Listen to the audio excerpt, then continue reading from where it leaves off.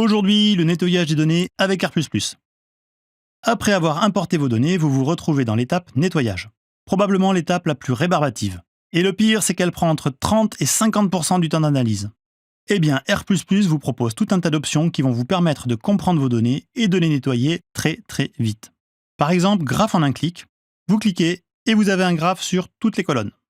Juste à côté, résumé, ça calcule la moyenne, les quarts types, les différents quartiles, les effectifs et les manquantes selon les cas.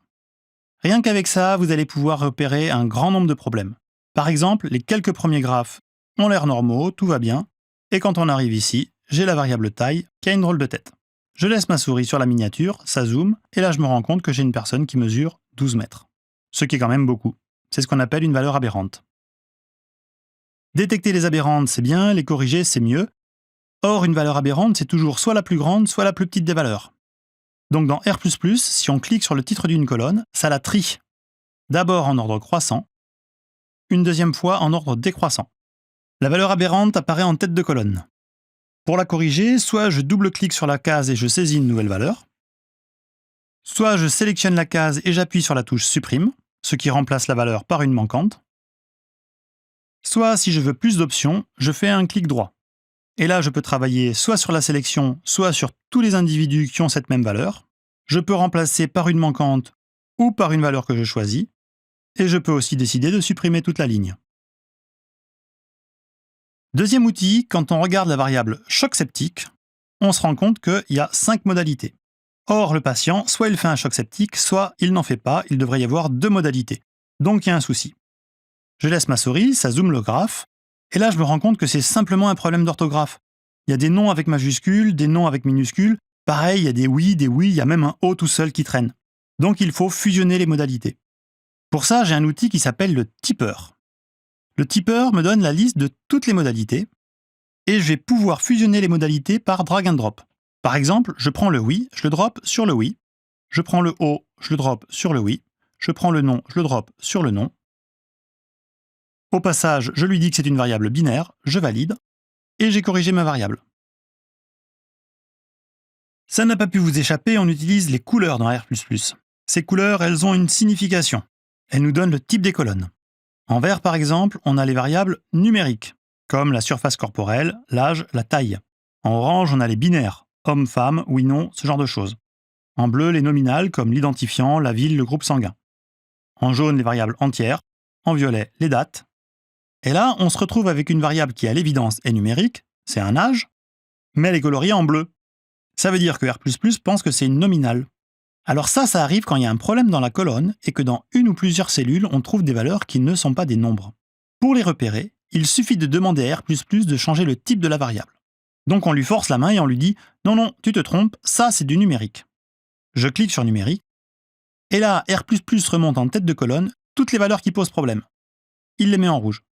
Dans le cas présent, c'est juste une typo. J'ai un 50A, la personne voulait probablement taper 50, j'édite, je corrige, je valide.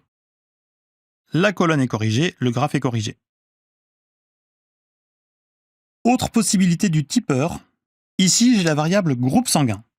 Et en fait, dans mon étude, personne n'est du groupe B. Mais c'est un problème parce que le groupe B, c'est un groupe possible. Donc il faut qu'il apparaisse dans les graphes et dans les analyses. Je vais pouvoir le rajouter en cliquant sur la petite croix. Je tape B, et la modalité apparaît maintenant dans le résumé et dans les graphes. Dernière possibilité du tipeur, quand on regarde les lactates, c'est une variable qui devrait être ordonnée. Parce que faible, c'est moins que moyen, qui est moins que élevé, qui est moins que très élevé. Mais par défaut, R++ n'a aucun moyen de savoir que c'est une variable ordonnée. Donc il classe les modalités par ordre décroissant d'effectifs, les plus grands effectifs en premier. Pour corriger ça, je vais tout simplement remettre les modalités dans l'ordre. Je prends moyen et je le drop entre faible et très élevé. Je prends très élevé et je le mets en dernier. Je lui dis que la variable est ordinale. Je valide. Et ça a corrigé mon graphe. Ce que je viens de faire là, changer lactate A en ordonnée, il faut que je le fasse pour toutes les autres lactates, ce qui pourrait être long.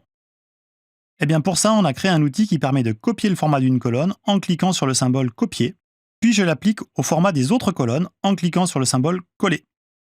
S'il y a une modalité manquante, ça va l'ajouter, ça va changer l'ordre et transformer la variable en ordonnée. Je fais ça pour toutes les lactates. Quand j'ai fini, je valide. À ce stade, j'ai pu repérer et corriger les valeurs aberrantes, les modalités mal codées et les erreurs de typographie. Autre grand classique du nettoyage de données, on a souvent besoin d'enrichir notre base. Par exemple, on a mesuré la sévérité d'une maladie avec une numérique qui va de 0 à 20. Et on se rend compte que dans la littérature, tout le monde transforme la numérique. De 0 à 5, c'est non malade, de 6 à 12, c'est maladie possible, et de 13 à 20, c'est maladie avérée. Dans R++, pour faire ça, il suffit de cliquer sur « Ajouter colonne », puis on clique sur la colonne qu'on veut découper. On choisit ensuite le mode de découpage, soit en fixant le nombre d'intervalles d'égale largeur, soit en fixant vous-même les bornes. Par exemple, je découpe la taille en 3 intervalles qui vont aller de 45 à 80, de 80 à 100. Je renomme les modalités, je change le nom de la colonne, je valide, et j'ai ma nouvelle variable.